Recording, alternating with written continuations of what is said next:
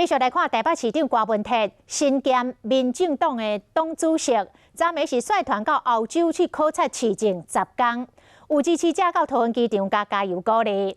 民众党伫即届的选举摕到50个不分区，包括台北市政府的劳动局长赖香玲、市府的顾问蔡碧如，拢顺利来进入到国会，所以看市府的小内阁会重新来调整。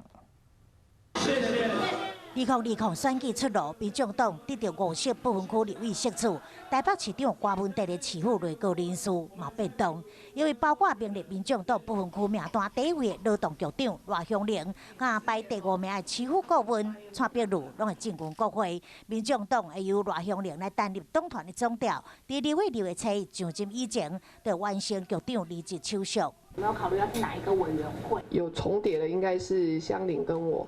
因为其实我大概是对肠道跟那个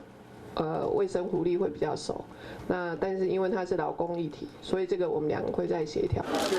在郭市长回国了后，台北市政府会启动新任局长遴选定数了后交接。民众党接下来是只能做2个公用嘛，一个是示范，地方缺选，那另外是也是学习的。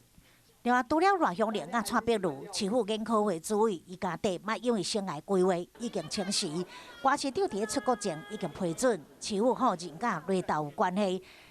若是学者红情形，未来动向是啥物，也未公布。